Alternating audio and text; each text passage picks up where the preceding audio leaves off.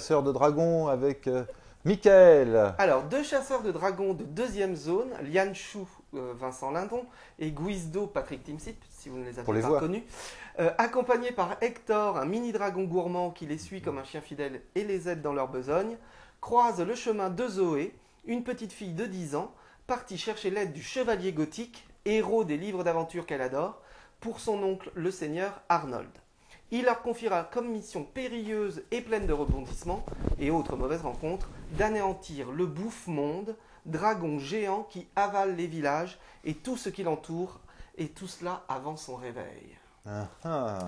Alors, c'est une franchise qui a déjà été déclinée en BD et en série télévisée, mais cette fois-ci en 2D sur France 3 et Canal J depuis plusieurs années. Donc les créateurs sont...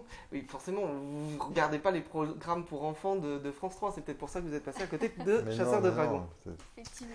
Eh bien, allez voir le film en tout cas. Donc les créateurs, c'est Arthur Quack, qui est un ancien storyboarder, donc qui lui s'est plus concentré sur l'histoire et les personnages, et Guillaume Ivernel, qui est un designer, qui lui s'est plus centré sur les décors et les déplacements, et cela donne des décors poétiques et sublimissimes, des mouvements de caméra avec une vraie amplitude et de la fluidité. C'est très réussi, c'est superbement réalisé.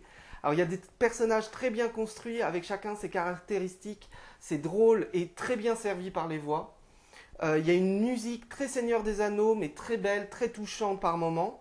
Il y a de très bonnes idées de scénario, notamment avec Hector et tous les bruits qu'il peut faire, notamment à Crabouille-Bouif. Enfin moi ce petit personnage qui est donc une sorte de petit dragon bleu, il est génialissime.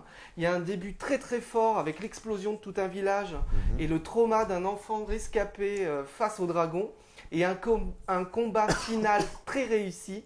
Alors le seul tout petit bémol que je mettrais, c'est que les personnages en images de synthèse donc, sont forcément moins expressifs que des personnages en 2D, moins parfaits, mais on s'y habitue très vite, donc c'est vraiment un tout petit bémol. C'est fait pour les de 8 ans à 88 ans. C'est vraiment un petit peu avant 8 ans, c'est peut-être un peu trop.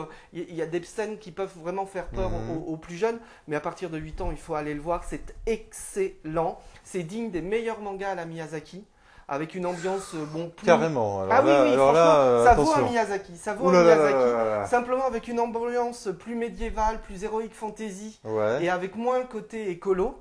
Ouais. Mais une morale sur le courage, sur l'union qui fait la force, et puis vraiment ces décors sublimissimes où on voit donc tous ces petits mondes, chaque monde forme une planète, et plus ils vont vers la fin du monde, et plus les châteaux, les ponts sont désintégrés, c'est tout simplement splendide. Il faut le voir absolument, c'est un grand film d'animation, et en plus c'est un film français, messieurs. Donc Ah ouais. oui, il faut le souligner, plus. c'est vraiment une réussite. Donc moi j'ai mis 4G+.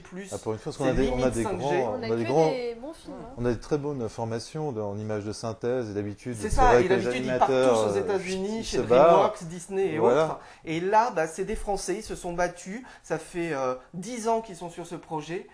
Donc ils ont d'abord créé la BD, d'abord créé la série télévisée, et enfin maintenant le film. Le film est en 3D, le film est magnifique, il faut le voir. Et pour ceux qui auront aimé ce film, il y a à Paris, à la galerie Art Ludique, jusqu'au 12 avril, une exposition avec notamment des croquis de tous ces décors tout simplement splendides. Vraiment, allez voir le film et en même temps, si vous voulez vous replonger, allez à la galerie. Alors, juste un truc, elle est où cette galerie? La galerie Art Ludique, elle est rue Saint-Louis-en-Lille à Paris, dans le 4e. Voilà. D'accord. Bah, merci. Bon, je crois que j'irai le voir Franchement, il faut. pour voir. Pour voir. Ah oui, non, vraiment, ça faisait très très longtemps que j'avais pas vu un aussi beau film Ouais, non, d'animation. mais